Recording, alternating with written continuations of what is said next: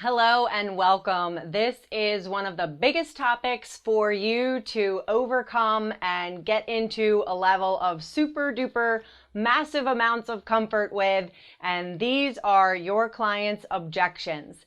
There is so much value in your clients' objections. It really allows you to see the patterns and to begin marketing in a way where you're addressing their objections before they even happen. So when you are presenting your products or services, you have the wording for your marketing or the wording for whatever it is that you're doing to preview the offer that you have in a way that you address what it is that they might be doing to self-sabotage, to come up with the excuses for them not to invest in themselves. And there is going to probably be a long list, and you'll want to begin keeping track of those objections so that you can examine them more closely, or even have conversations with these people that are having the objections and begin to notice that they said this when I said this, or they did this when I said that, or they became defensive when we went in this arena. And the way to keep people out of defensiveness is always going to be in asking for permission. So I'll give you that one tool here at the beginning. And what we're going to do is we're going to dive into all of the many different objections that can possibly come up during your conversation with your potential client. Obviously, they've engaged you, or perhaps you may have even have reached out to them and brought them into this sales conversation. Either way, you're going to get them to a place of decision. So during that sales process, you get to a place of where they're going to get to a decision. And this is where everything under the sun can come up, and you need to be prepared to handle it. So if they're getting to this place of decision and they're just like, I don't know if this is the right time for me. I don't know. I don't really have the money. You'll need to be able to explore that with them. And this is usually the point in the conversation where the sabotage is coming in, because basically what's happening here is they are having an opportunity to advance themselves, and people are brilliant at upper limiting themselves, and you have to be able to gingerly walk them through that with their permission. So if they're saying, I don't have enough time, or I'm worried about the timing of this, then let's get into reality. Let's look at your schedule and be real with this. So give them support around looking at their schedule, and realistically, whatever product or service you're giving them, how is that in conflict with their calendar? One of the things that I've come to find, which is why we have the Time Freedom course in the School of Feminine Fortune, is that women are typically out of reality with their time, and until they do an exercise where they calendar their time and they really put in their calendar and note specifically what they did and when they did it, they aren't really aware of their time leaks. And you can say this to the person if you feel confident enough to say this, that you would help them identify if there are any time leaks, and maybe they need to be delegating more, and that's the solution for them to be able to step into your product or service. So you'll have to identify that with them. So ask them specifically, do they have a family? Hopefully at this point in the conversation, you have already obtained that information and you're on more of a friendly level with the potential client. So you know more about their life, and you'll be able to know, are they a mom? Are they going to college? Are they a single mom, or are they in a relationship? Are they married? Are they newly dating? Are they single? And that way you'll be able to assess if it's real what they're saying, and then going even deeper than just on the surface, like, oh, wow, this is the wrong time. This person is busy. They're raising twin toddlers or something like that, for example. And you just make an assumption instead of choosing to go deeper. Again, being in service, not going into passiveness, not going into the pushiness, but going into the center where the power is, where you are being of service to this person. And you can begin to ask deeper questions about, well, what would it look like if you brought on a personal assistant for 3 hours a week and paid them $10 a week, and you were delegating certain tasks? Or what would it look like if you were to bring on a cleaning person? How much time would that free up for you in the week?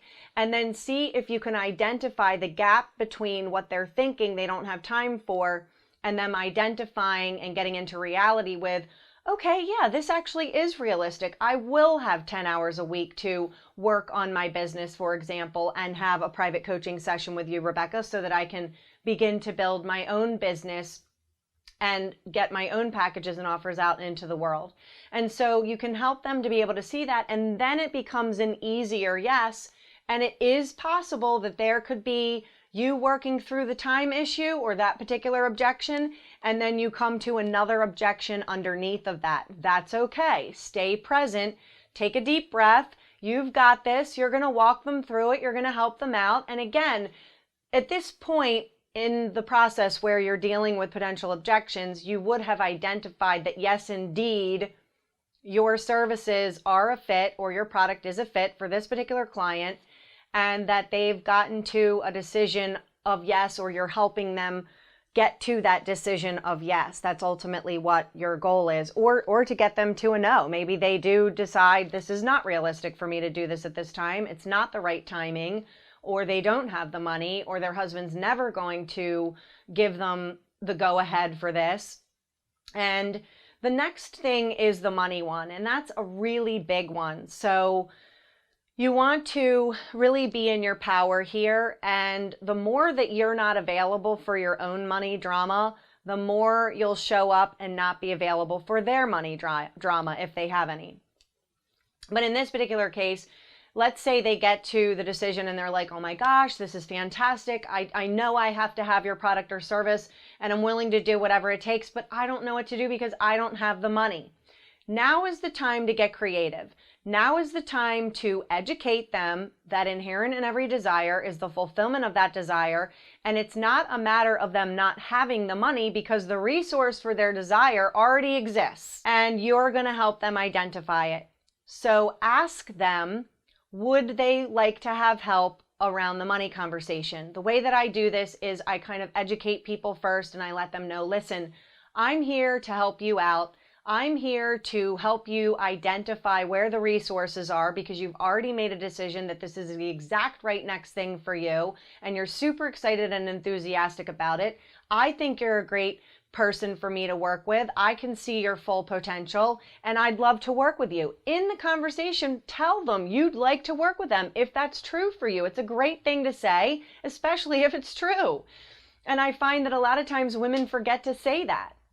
So if they're coming up with a money thing, then you say, listen, this is something I actually help my clients with around the money conversation to help them identify the resources. Is that something you'd like to receive my help and support on? In all the years that I've been doing this, and in the thousands and thousands of conversations that I've had for the various programs and services that I've offered or sold over the years, I've not once ever had someone say no thank you, or no, or been offended.